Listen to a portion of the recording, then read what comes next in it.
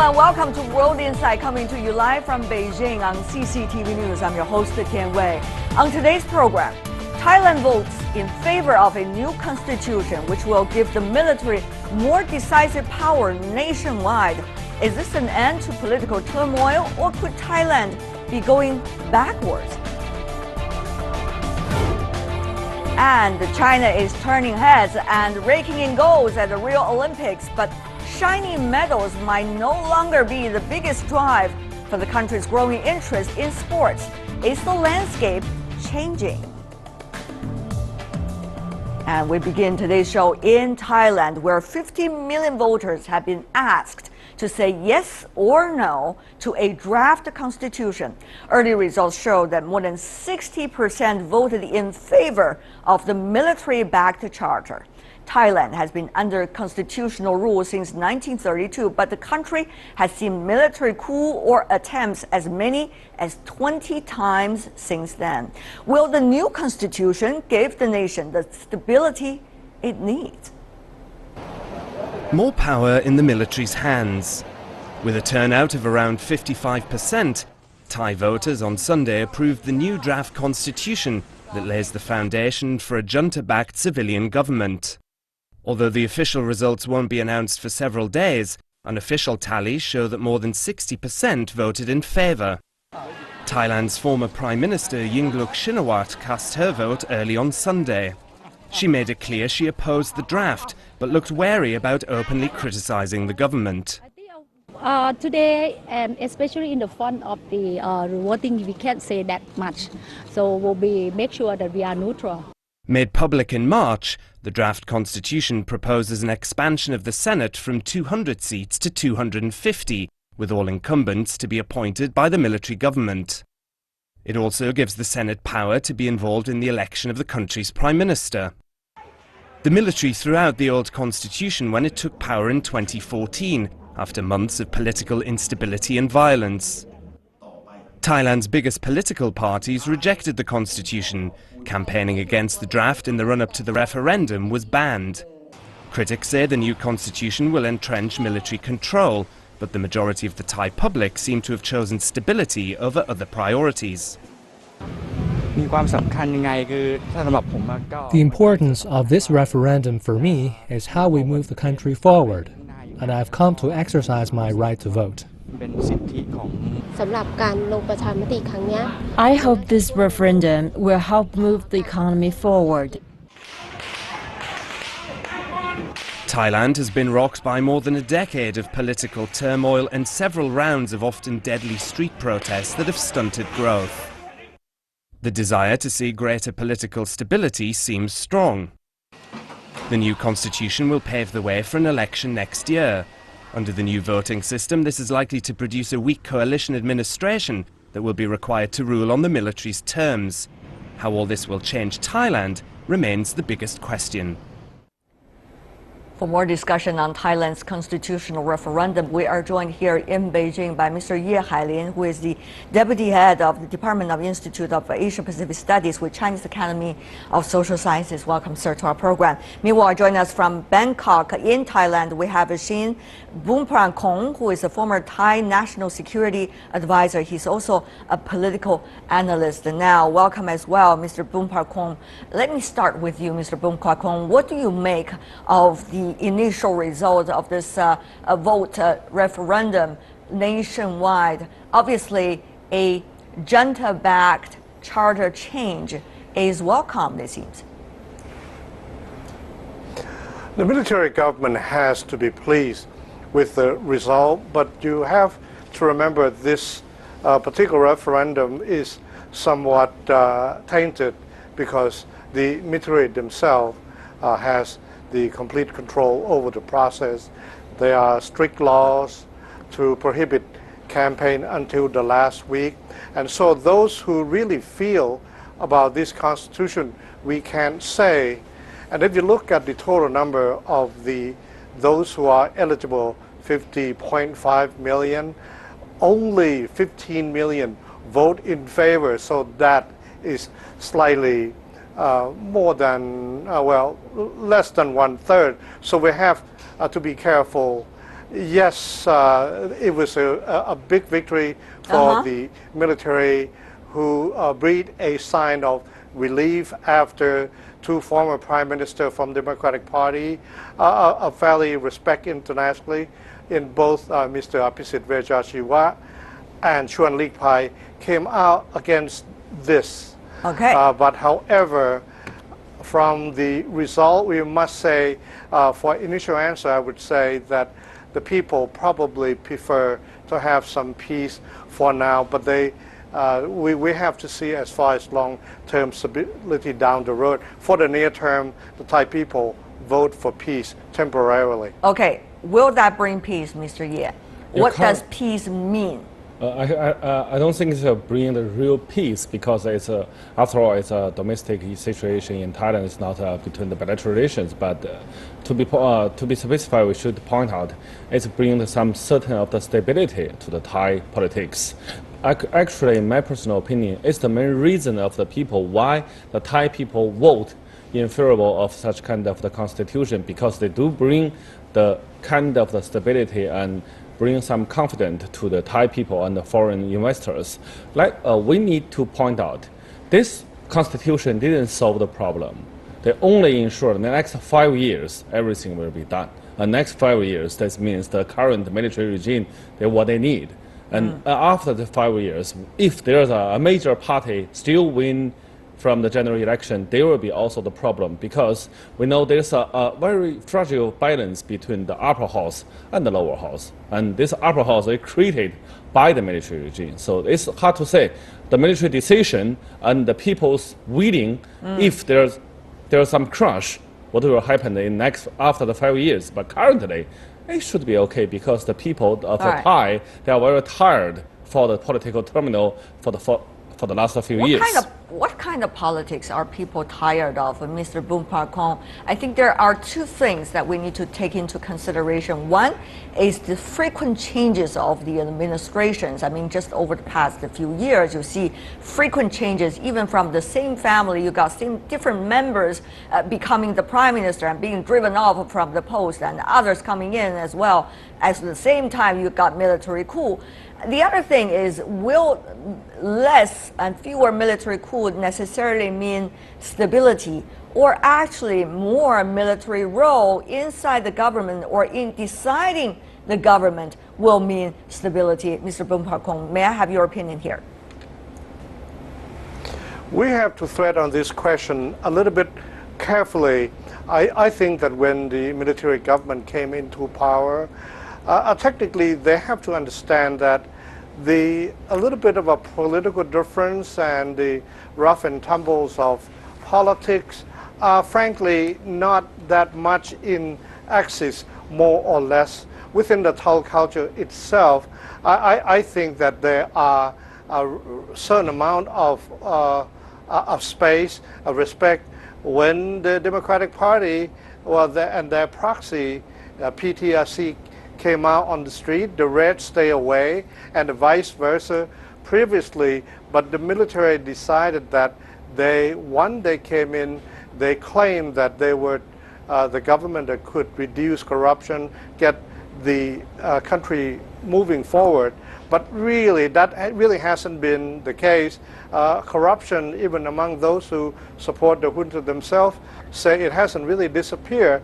So in the long term, yes, for AP, I have to say we have to respect the will of the people. And both the Democratic Party and UDD, the rest, and Pheu Thai have accepted it, and they look forward to the next election with their role being weakened. I see. Instability, as we know, has been looming over politics in Thailand for quite some time. The new constitution is the country's the 20th in 84 years. Since the country became a constitutional monarchy in 1932, there has been 19 military coups. The Thai economy has been suffering political turmoil. 2015, the country's economy only grew by 2.8%. For 2016, World Bank's estimate just 2.5%, even lower than last year. That's why political stability seems to be the thing that people want. Having said that, though, Mr. Ye, Thailand's military has always been playing a very different role than the militaries of the other countries.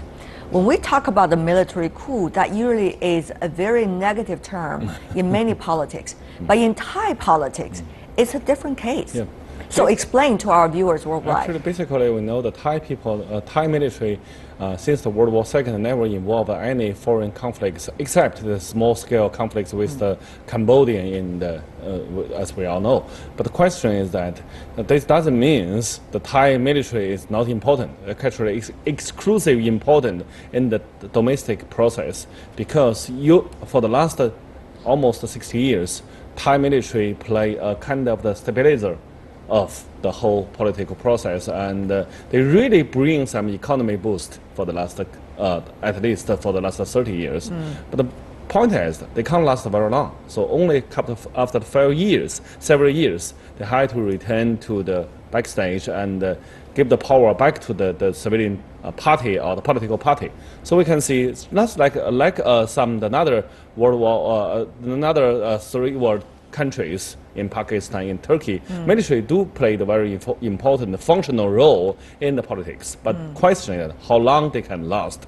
We should know. But now with the charter change to the constitution, that is already an institutional change we are talking about. So will they play a role longer as a stabilizer? When they have a role of a longer period of time, will they still be the stabilizer? I think those questions should be asked. There was one important factor so I had to be reminded. What is it? For the last couple of thousands of years, the king played a very important role. And the military, basically, they will launch some political change in the name of the king. But after 5 years, or even we can foresee the longer term, after all, king is already been very aged. So what will happen for the next 5 years? That's I think this question is the answer for this question is very uncertain. There are so many political factors that are fluid now, we see in Thailand. And now, Mr. Boonprakong, the change to the constitution, military seem to have a bigger role. But what about the prime ministers and the administration's role? According to the latest change, the second part of this referendum is for let people to vote whether they're going to support the gender-selected Senate to be the sole body that would now decide who the prime minister should be. And most of the people, according to the number that we have now, in your country, majority is voting yes. They would say, well, let's just do that. Have the military appointed members to the Senate and let the Senate play a big role in selecting the prime minister. So what will this really mean? This probably is even more important than just have the military play a bigger role overall. Mr. Boonprakong. I think we should not read too much into the demise of let's say, democratic parties.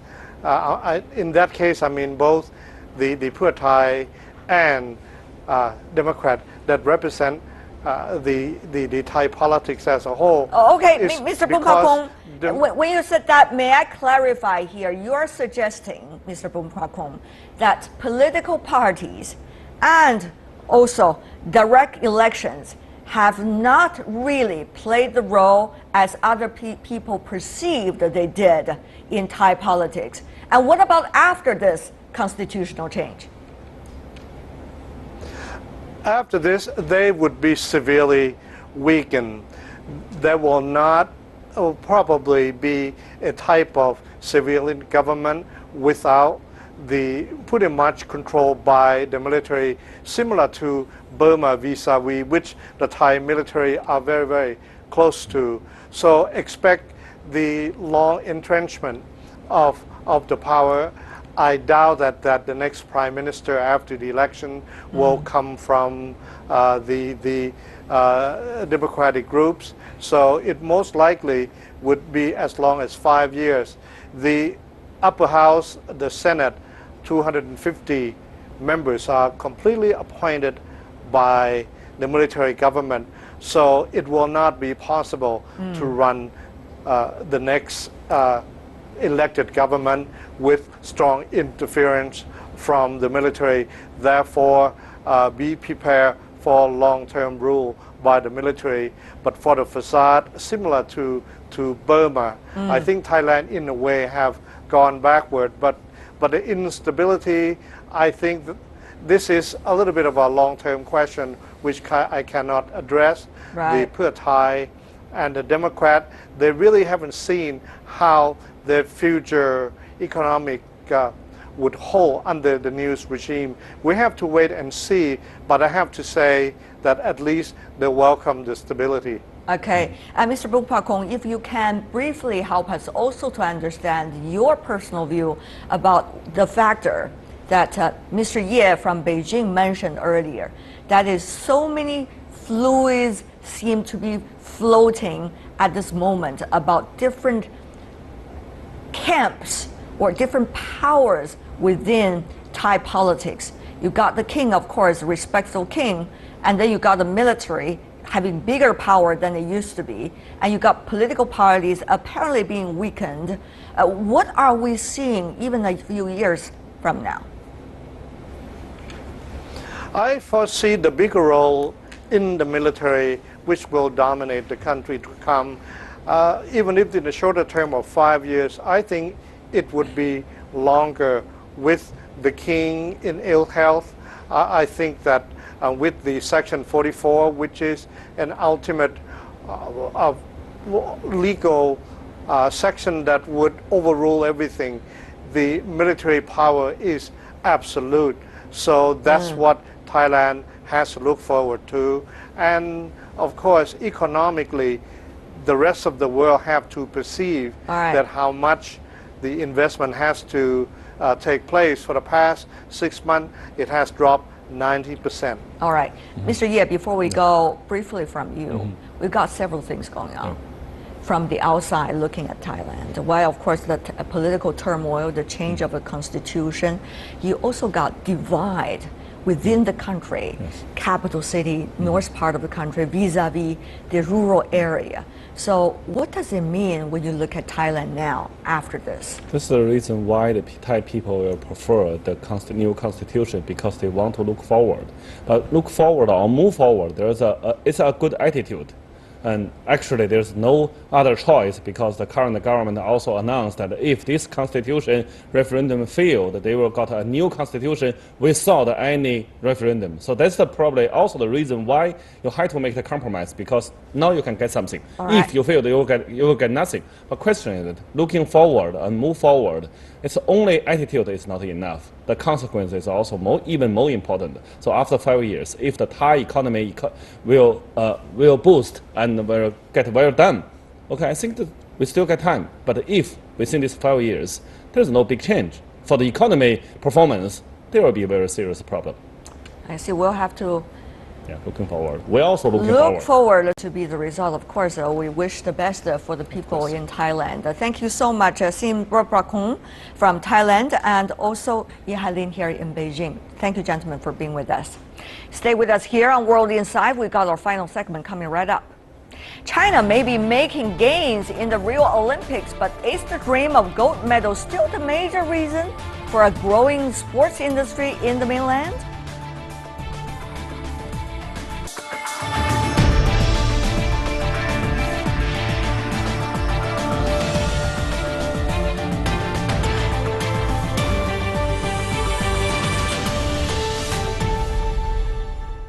You're watching World Inside on CCTV News, coming to you live from Beijing. Now let's turn to the Rio 2016 Games. The Summer Olympic Games has entered its third day. China has won 3 gold medals, with the first being on the day 2. In fact, on August the 8th, 2008, the Beijing Olympic Games officially began. 1 year later, August the 8th was made China's National Fitness Day. And indeed, fitness has become more and more important for the Chinese saints. Is it possible now for China to enjoy the Olympic Games and sports without shining medals being the only goal? Let's take a look. Much anticipated. 25-year-old Zheng Menshui gave China its first gold in the Rio Games. The air pistol champion established a lead midway through the final face-off and pulled a perfect 10.9 shot in the final round. The first-time Olympian scored 199.4 points in 20 shots, 2.3 ahead of her opponent. It was an Olympic record under the new final format. I didn't know this is China's first gold at these games at the end of the competition. I'm very happy and proud to see China's flag raised and to hear the national anthem. Following the first gold medal, 2 more were won by the Chinese team on day 2. In the pool, Wu Minxie and She Tingmao emerged the champions in the women's 3-meter synchronized springboard. The Chinese duo beat their competitors by completing every difficult move in almost perfect fashion. And in the 56-kilogram men's weightlifting, Long Qing-chuen managed to muscle up 170 kilos in his final attempt to usurp defending champion Om Yun-chol of the DPRK. His combined total of 307 kilograms in the snatch and clean and jerk sets a new world record, winning China its 3rd gold. During the first match day, China missed several times to seize its first gold. 2 former champions, Du Li and Isa Ling, settled for silver and bronze respectively in the women's 10-meter air rifle match, the first event of day 1. For the men's 400-meter freestyle the same day, defending champion Sun Yang captured the silver medal. How many gold medals China wins at the Olympics has long been the focus of Chinese fans and a source of national pride. At the last 2 Summer Games, China took home 51 and 38 gold medals respectively. But more and more voices are calling for less emphasis on gold medals and more importance on the sports industry and general physical fitness instead. For China to be a true leader in sports, more than medals might be needed. And for more on the changing Chinese sports landscape here in Beijing, we're having Dong Jun, official commentator at the Beijing 2008 Olympic Games and also co-founder of Ever Beijing. Meanwhile, in London, we are joined by Mr. Mikhail Bose, who is a former BBC sports editor and now a columnist for the London Evening Standard. In New York, we are having Mr. Robert Boland, professor of sports law at Ohio University, also principal of Boland Sports Practice. Welcome to the 3 of you, gentlemen. On the 3rd day of the Rio Olympic Games, a lot of exciting games going on all at the same time. I'm sure you and I, together with our audience, have been following a lot of them. Having said that, though, there has been debate on the sideline of the Rio Olympic Games. Should national pride, should the so-called national greatness still be one factor in the Olympic Games? Or it should be national boundary free? Professor Boland.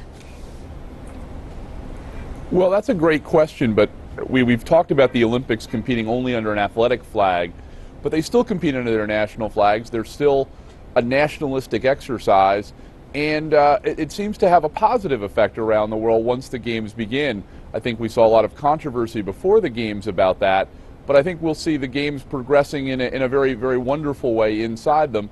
And I'm not sure that taking country and flag out of the games is an important goal for anyone, really.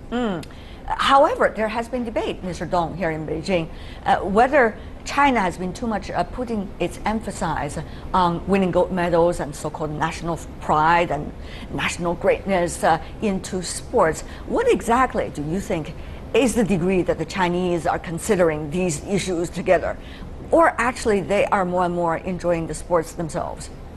Well, I think China is undergoing a significant transition from with, the overwhelming majority of the population only watching and enjoying and cheering and taking pride in their athletes winning outside of China, to a new stage or phase of their lifestyle change, of more people getting involved and practicing sports as their hobby for a better well-being, physically and mentally. And I really don't think the two things are in conflict. They can go together. But indeed, the fact or the reality in the past is indeed more people just watched, just enjoy watching instead of practicing or even have a basic touch of how the sport actually feels. And enjoy only watching the gold medals. Yes. Even to that extent. But the attention of Chinese to Olympic sports or any sports competitions in the world is absolutely dominant or world number one, you never need to motivate them to watch. Mr. Bowles, you know this better than I do. You've been a sports commentator for a long time. So you see China has been shouldering responsibility to host the year 2022 Winter Olympic Games, which could be expensive, and yet China promised it will not be held in a grandiose way just to move forward the Olympic movement. You also see Chinese sponsorships coming into Olympic Games, shouldering more financial burdens and responsibilities. Meanwhile, you see Chinese broadcasting rights are providing more contribution to the IOC and the Olympic movement as a whole. So what do you think is China's role in the Olympic movement? And what do you make of the evolving attitude, as Mr. Dong in Beijing said, about the Chinese vis-a-vis their relations with the Olympic Games? Well, actually, this is quite an important Olympics for the movement, because the preliminary to this was, of course, the great Russian doping scandal, where, according to the WADA report, the World Anti-Doping Agency report, the Russian state was involved, the Secret Service was involved. That shows, if you like, the marriage between the state and sport. And why did China, after all, get the Winter Games? Because several countries withdrew. So the Olympic movement is, to a certain extent, facing a crisis. Can it hold these big events? Once in 2 years, Winter Games, once in 4 years, making big events every 2 years. Can they hold this? Can they sort of leave behind legacies, which the city and the state then has to spend a lot of money trying to make up for it? So that's one thing. And as far as China is concerned, I can well understand that China, which for a long time, for various reasons we know well, didn't take part in the Olympics, has come on and made a huge impression. But the problem with the Olympics is that while it's a celebration of sport, it's also a celebration of nationalism. Where is the divide? Sometimes, and what we have seen recently, is a celebration of nationalism, national pride. We are better than you takes over from sport, and that dividing line is increasingly being crossed. So it becomes a question of saying, if we win more gold medals, then we must be the greater country. Well, Professor Boland, do you agree with that? Usually the United States, Team USA, is the #1 on the tally. Well, I actually disagree to this extent, although I do believe nationalism has been an intrinsic part of the Olympic movement, going back to the Greek city-states battling each other as a surrogate for war. But I actually think we create greater understanding in the Olympics. I think for many of us in the West, and maybe that's a myopic view, the 2008 Beijing Games were really our first understanding and taste of modern China, and a really opening of that nation to us. So, and I think China has gained a lot in the Olympic movement. China is a maturing Olympic power. It may be mirroring the United States as we move away from sort of a goal to win and adopt certain sports in the Olympic program to the goal of just being good and participating in them. So I think we're in a transitionary period. I do agree with your guest in London who talked about this being important, and China being a very, very important nation for the IOC and the Olympic movement, and a great deal being at stake in Beijing. But I'm not sure that nationalism is the only driving force. I think it was for Russia and their doping issue, and it can be for certain nations, but I think it does still operate to create a lot understanding. Professor Boland, very interesting. Can I come in here? Yes, can very I come briefly. in here for Go a ahead, second? sir. Two-thirds of China's medals have been won in only gold medals have been won in only 6 sports. So what is the extent of the sporting reach? If Olympics is going to be about getting everybody to play sports, China has concentrated on winning medals. Nothing wrong with that, but let's not pretend it is making every Chinese a sportsman or conscious of sport. You made your point. Let's have Mr. Dong Jun here in Beijing to reveal what you think from the Chinese perspective. Well, I can't comment on Western countries, but for a country like China, maybe India in the future, if you want to popularize one sport, which is very new idea to the population, you need some icons, some models to play as as an example for the people, and like Tiger Woods to generate a whole generation of Americans to follow him, and Lina, to be a golfer. She becomes great. Every Chinese girl follows. You have to go through that stage. Yao Ming for basketball as well. Especially true for China. You first need the champions to be the role models of young people who have no idea how to play the sports. Very interesting. Having said that, let me move to another interesting topic. We talk about Olympic movement, and we do see challenges facing the Olympic movement. Doping issue, as many of you participated in our program earlier have already talked about that, but this time, during the opening days of the Olympic Games, we see that doping issue once again divide teams, divide sports. For example, swimming. Professor Boland, you probably is aware of one of the biggest piece of stories going on right now between China and Australia swimmers. The gold medalist, Mr. Horton, coming from Australia, was accusing the second winner, the silver medalist Sun Yang from China, who was the last champion during the London Olympic Games, as doping problematic. However, Sun denied that, and he also said he should be respected because he has already becoming doping free. That's why he participated in the Olympic Games. And now, Professor Boland, the Chinese side, including Mr. Sun, is demanding an apology. Let's just put this specific case out here as an interesting example to see how much people can do, how much decency people should give to the whole movement of the Olympic Games. What athletes should do, what delegations should do, and what the real Olympic Games should do, Professor Boland. Well, I think in answer to your question, there is always some finger pointing between nations. This seems a particularly troubling one where the winner accuses the person in second place of doping. That seems to be kind of problematic right there, and a bit sour grapes, as we would say in the United States. But the challenge, I think we always see a little bit of finger pointing. We're seeing it with an American breaststroker and a Russian female breaststroker also in the pool. So I don't think that's abnormal. I think the key is that we learn more in the competition. Doping certainly has been a front burner issue, but I'm not sure it's the only issue here. And I think it's an issue that the Olympics will get control of because they have neutral testing. Will this doping issue further divide the nations? Will this destroy further the grace of the Olympic movement and also sports as a whole, Mr. Dong? Well, I absolutely agree to the point that there should be zero tolerance for doping in the Olympic world, but only based on fact. And doping should be, sanctions or penalties should be against the individuals based on the fact that they tested positive in internationally, guaranteed testing system. So far, the issue or the war of words between Sun Yang and Horton, in my first impression, was a personal one. It's between the two swimmers themselves. And in my first impression, that Horton wasn't very well educated. Not sufficiently, because he made those comments in front of the camera to the media instead of in private. And Sun Xiang always showed, friendly gestures to him, and he wouldn't accept. But of course, back home here, because of such a large population and the supporters behind Sun Xiang, yeah, he got a lot of fans here in China. They turned somewhat, nationalistic a bit. But I think it's fair for Sun Xiang to fight back. Sun Yang to fight back, especially when the entire swimming team from Australia were behind Horton.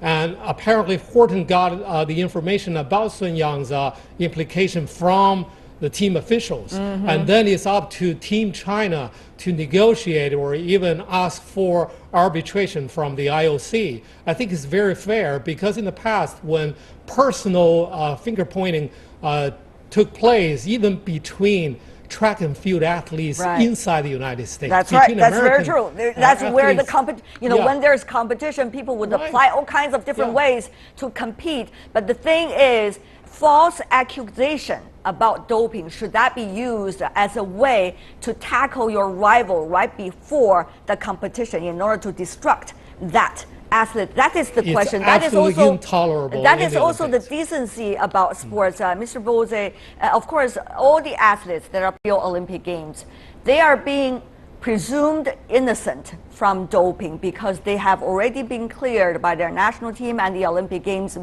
Rio as well to participate. So now comes the question, doping should not be tolerable 100%. However, on the other hand, what about decency in terms of strategies? What about decency and friendliness among competitors? And isn't Olympic Games should also be about promoting something that we all believe in, which is better for the world? Mr. Bose, I don't want you to comment on this specific case because we really need to have more information, but just generally speaking, where are we going from here, Mr. Bose? Well, you talk about decency. The first thing is, when an athlete is found guilty, they never raise up their hand and say, yes, I'm guilty. Recall what Ben Johnson said. He said, my drink was spiked. You look at any athlete. There was a German athlete who said, there were drugs in my toothpaste. How did it come there? Nobody knows. You know, that is the first point. Secondly, you said it is presumed innocent. You can't presume innocent in drugs anymore with athletes, because these athletes, Rio might show that we have very few drug tests. Remember, the IOC is going to store these samples and test them again. Right. And the third question is, the World Anti-Doping Agency does not have its own police force. It does not have its own real mechanism to test. These stories about Russia, where did they come out from? From the media, not from the World Anti-Doping Agency, which is supposed to be the regulatory body. 3 points, very interesting. So, what is Mr. Bose seem to suggest is that everybody is presumed now guilty rather than innocent who are participating in the Olympic Games. Is that true? They are only guilty until they are proved innocent, every one of them participating in the Olympic Games this time? I think WADA or the anti-doping agency should play the absolute role in this issue. I think when it comes to decency issue, it's not up to Carl Lewis to finger point, Ben Johnson, that you are guilty of doping. It's up to the international agency to decide that. And also the Olympic Committee itself. Professor Boland, you want to come into this discussion? Yeah, I don't think as far as doping, the athletes have always been ahead of the policing agencies or the doping agencies, and they always will be probably. I think we do a pretty good job. I think these will be the most secure and anti-doping Olympics with the certifications that have been put in place in a neutral lab. Yeah. It's the best we can do, and I think the aspect of sportsmanship that you're talking about is really going to happen innately in the Olympics. We always see these stories come up. We'll always see some figure pointing and bad sportsmanship, but the games produce far greater moments of wonderful sportsmanship, and I think they need to be allowed to percolate up organically. All right. Very interesting topic. I'm sure that debate will continue throughout this whole Rio Olympic Games. That's a good thing because that makes people pay attention to these very important issues, anti-doping and decency sportsmanship in the overall Olympic movement. Having said that, though, there's another interesting point. That is, what are we doing sports for? For example, during the Rio Olympic Games and other Olympic Games today, more and more people believe here in China, sports is about keeping healthy and having fun. It's not just about gold medals anymore. For instance, there are several marathons in China where running has become the vogue of the day. More than 1.5 million people, look at the number over there, took part in over 130 distance running events in the year 2015. Bodybuilding and many other sports are also on the rise in this country. While people are getting wealthier, they really want to get healthier. If everything goes as expected, the country will have 435 million people regularly taking part in sports by the year 2020. Professor Boland, I know when it comes to China, every number has become gigantic. So I'm sure those members in... That's what we look at in the United States. That's right. Well, impress our audience a lot. But what do you make? This is interesting transition from looking at only with national pride to something that I can do and I can do well. Yeah, I think that was always the goal of really joining the Olympic movement. It has a public health benefit in terms of leaving legacy and facilities. I think it has a wonderful benefit to the climate and the environment. And I think for China, as China modernizes across its very large population, it brings people into modernity very quickly. Sports produces greater equality, greater exposure of people to other people and cultures. So I think it has a very positive effect societally, and I think this is going to be a wonderful thing for China. And I think for marketers who love sport around the world, they see China as the most powerful awakening market, and I think in this case with good reason. Absolutely. And Mr. Bose, we only have 1 minute left, so you and Mr. Dong gonna share that 1 minute, 30 seconds for you. Well, I'm afraid this idea that sports will make us from couch potatoes into Usain Bolt is a completely erroneous idea. What sports does is brings people together, it brings nations together. I know very little about Chinese music, and I'm not sure I could understand it. But when I see a great Chinese diver or a badminton player, I can understand that, and I can appreciate that. I don't need any great classics and Confucius to understand that. That is the great measure of sport, that it can bring people together. All right, you said it with a lot of passion. And what about you, Mr. Dong? 30 seconds left for you as well. I agree with both gentlemen in their own respective points, but I also like to point out that this is the digital age, and with so many social media and the internet community looking for icons and heroes or the red hot sensations, the Olympics is a very good stage and opportunity for them to catch some new faces for their netizens to follow. This is a golden opportunity. Well, you just used 30 seconds, I have to say. Thank you so much for the three of you. Dongjun, Mihir Vos, and also Robert Boland. I'm sure as the Rio Olympic game continues, all the debates will follow at the same time. Thank you so much, gentlemen, for being with us. And that is all the time we have for today. If you'd like to see more of a program, visit our website. Just type in World Insights CCTV News into your search engine. You will be able to find us, or you can also check out our YouTube channel. From me, Tian Wei, and everyone at the World Insight team, thanks for watching, and tune in again tomorrow for more insights from across China and around the world. Good night.